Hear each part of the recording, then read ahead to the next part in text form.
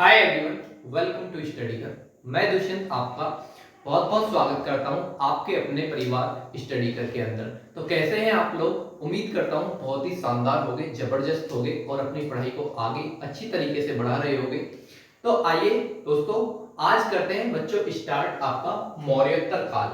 मौर्य काल को मैंने बहुत शानदार तरीके से आपको 4 पार्टों में डिवाइड करके छोटे छोटे पार्ट बना के लगभग 20-20 मिनट के पार्ट बना के बहुत शानदार तरीके से पढ़ाने की कोशिश करी है और बहुत ही एक आसान लैंग्वेज के माध्यम से आपको पढ़ाने की कोशिश करी है।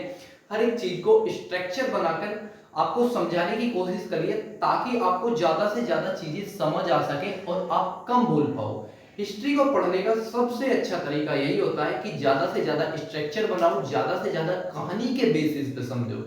जितनी चीजों को आप कहानी के बेसिस पे समझोगे उतनी ही चीजें आपको बहुत अच्छे तरीके से समझ आएंगी और ज्यादा समय तक आप याद रख पाओगे। ये बात एक चीज कंफर्म है, आप नोट कर लो, बिल्कुल अपने दिमाग में इस बात को छाप लो। किसी के पास कोई शॉर्ट ट्रिक ऐसा नहीं होता कि हाँ जी मैं पढ़ा दूंगा तो मैं आपके दिमाग में छाप दूंगा, ये कर दूंगा। एक सबसे रामबाण इलाज है, आप जितना रिवीजन करोगे, जितना जल्दी रिवीजन करोगे उतनी चीजें आपको ज्यादा बेहतर तरीके से याद रख पाओगे, ज्यादा बेहतर स्कोर कर पाओगे आप अपने पेपर में। तो यही एक रामबाण इलाज होता है कि जो भी कुछ मैं पढ़ा रहा हूं, इसीलिए मैं वीडियो की लेंथ बहुत छोटी रखता हूं, 20 22 25 मिनट की, ज्यादा से ज्यादा मैक्सिमम इतनी रखता हूं ताकि आप बहुत आसानी से बहुत अच्छे तरीके से इसका रिवीजन कर पाएं। और स्ट्रक्चर इसलिए बनाता हूं कि आपको कहीं बार बार भटकना ना पड़े, एक ही जगह आपको ज्यादा से ज्यादा चीजें मिल पाए। ठीक है, तो आइए करते हैं स्टार्ट आपका मौर्योत्तर काल। तो मौर्योत्तर काल के बारे में थोड़ी सी चीजें जान लेते हैं कि आखिर मौर्योत्तर काल था क्या। तो जो मौर्योत्तर काल है हमारा, ये आपका इसके अंदर 3-4 वंश हुए हैं, जैसे कि आपका सुंग वंश, कुणव वंश और सातवाहन के आंध्र के जो सातवाहन थे, ये इनको कंबाइंड क्या बोला जाता है? मौर्योत्तर काल। मौर्योत्तर मतलब मौर्य जो काल था उसके बाद का जो काल हुआ है उसको मौर्योत्तर काल कहा गया है। ठीक है, मौर्योत्तर काल में सबसे पहले हम पढ़ेंगे तो सुंग वंश को पढ़ेंगे कि आखिर सुंग वंश आया कहां से, किसने इसकी स्थापना करी, क्या कारण रहे कि जब मौर्य काल चल रहा था उसके बाद भी ऐसा कौन सा कारण बना कि आपका सुंग वंश की स्थापना करनी पड़ी।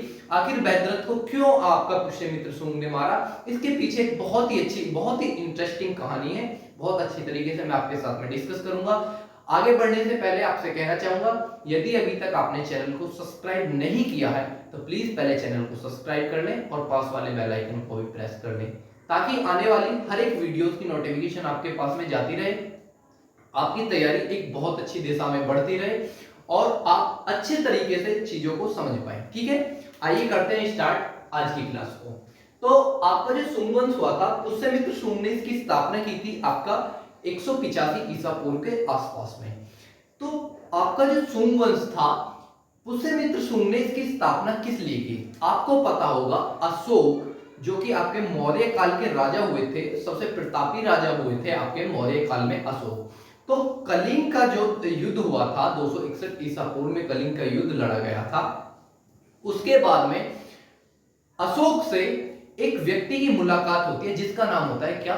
उपगुप्त। आपको पता होगा क्योंकि उन्हीं से ही प्रवाहित होके अशोक ने बौद्ध धर्म को स्वीकार किया था और अपने जितने, उसके बाद जो कलिंग युद्ध था वो लास्ट युद्ध था। और ज्यादा पहले जो मौर्य साम्राज्य था, मौर्य साम्राज्य में 4 आपके राज्य हुए थे, एक 5वां राज्य इसने जोड़ा था, कौन सा? कलिंग को ही जोड़ा था जीत के। तो वहां जी का जो दृश्य था वो बहुत ही डरावना था, बहुत ही ज्यादा मौतें हुई थी, मतलब बहुत ज्यादा लाश पड़ी हुई थी। तो उसको देखकर अशोक बहुत ज्यादा दुखद हुआ और उसने उपगुप्त से बौद्ध धर्म की दीक्षा ली और तभी से जितने भी आगे मौर्य साम्राज्य के जितने भी शासक हुए, उसके बाद में किसी ने कोई युद्ध नहीं करा और केवल एक काम करा, क्या? कि उसने बौद्ध धर्म का प्रचार किया और बौद्ध धर्म को बढ़ाया। क्योंकि अशोक ने बहुत सारा साम्राज्य इकट्ठा कर लिया था, बहुत बड़ा साम्राज्य बना चुका था, तो इससे ज्यादा उसको लगता था कि अब इससे ज्यादा मुझको और कुछ करने की जरूरत नहीं है, जो है बहुत है। ठीक है, अब उसने बौद्ध धर्म के प्रचार के लिए, जैसे कि आपको पता होगा, संघमित्रा उसकी बेटी थी, उसका पुत्र था महेंद्र, उसको विदेशों में श्रीलंका वगैरह में प्रचार करने के लिए भेजा गया था। तो बौद्ध धर्म के प्रचार के लिए 84, बताया जाता है 84,000 स्तूपों का निर्माण कराया था, किसने? अशोक ने। तो ऐसे ही आपको पता होगा फिर मौर्य काल जब आगे बढ़ता रहा, तो समय जो लास्ट शासक आते हैं वो आते हैं आपके बैदरथ। कौन से आते हैं? बैदरथ। तो बैदरथ जो है वो एक बहुत ही, मैं ये नहीं कह सकता कि वो एक बेकार राजा थे या कुछ नहीं था, पर कहने का मतलब वो लड़ाई दंगे नहीं करते थे, बहुत ही शांत प्रिय राजा थे। ये जो पुष्यमित्र शुंग है ये एक ब्राह्मण वंश के थे, और ब्राह्मण वंश में ये आपके मौर्य काल के अंदर भद्रथ जिस टाइम राजा थे उस टाइम ये आपके कौन थे? उनकी सेना के सेनापति थे। ठीक है। अब उसी समय यवन जो है, यवनों ने भारत पर किया आक्रमण। जब भारत पर आक्रमण किया गया तो यवन ने जब भारत पर आक्रमण किया तो आपका इन्होंने जो पुष्यमित्र शुंग थे ये सेनापति थे। तो सेनापति का मेन काम क्या होता है कि सेना को प्रोटेक्ट करना, मतलब राज्य को प्रोटेक्ट करना, बचाना किसी भी बाहरी आक्रमण से। तो राजा तो एक तरीका से कठपुतली था, मतलब उसको युद्ध से कोई मतलब नहीं था, बस शांति चाहता था। तो उसने देखा कि अगर जो बैदरथ यहाँ जी के राजा रहा तो कहीं ना कहीं मौर्य साम्राज्य खत्म हो जाएगा।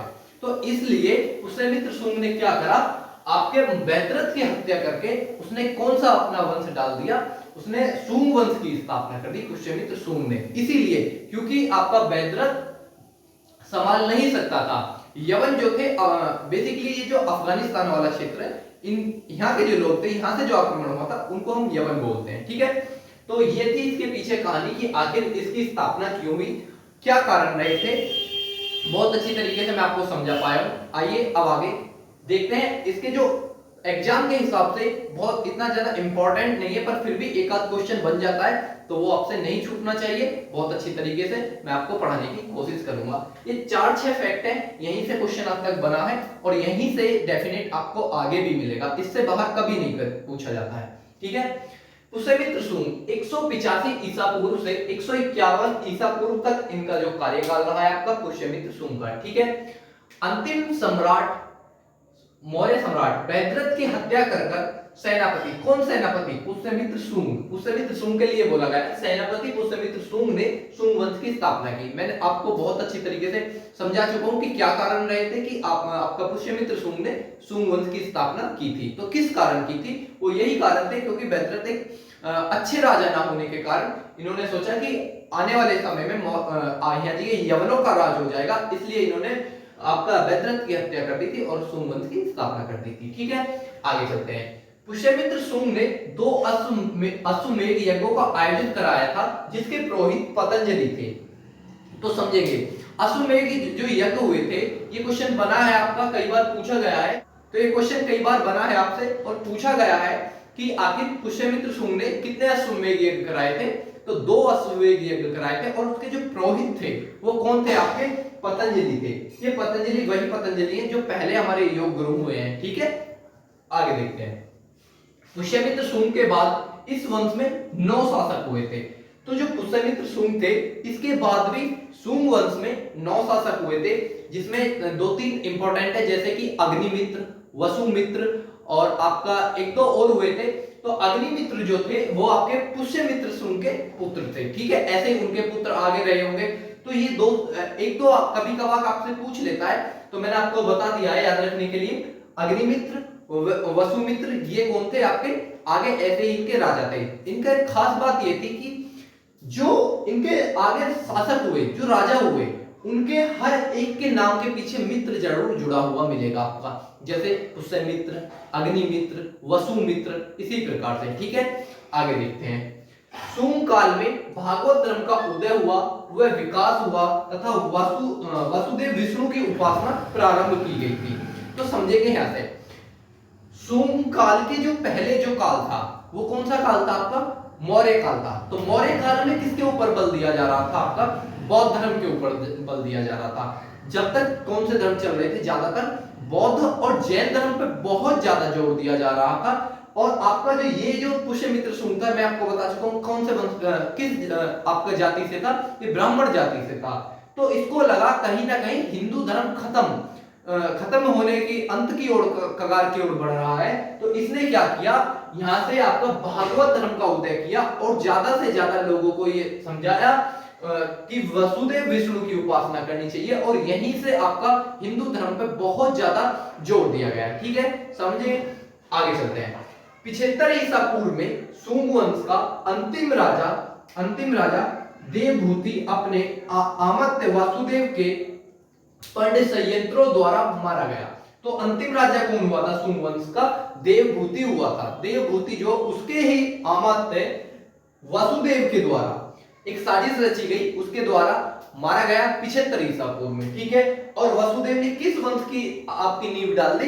कुणव वंश की नींव डाल दी यहीं से। ठीक है, आपका अब ये पता चल गया कुणव वंश की नींव किसने डाली? वसुदेव ने डाली। ठीक है, आगे देखते हैं। सुंग वंश की राजधानी विदिशा थी तथा दूसरी राजधानी जो थी वो मथुरा थी। ठीक है, पहली राजधानी विदिशा और दूसरी कौन सी थी? मथुरा थी। ठीक है, आगे देखेंगे।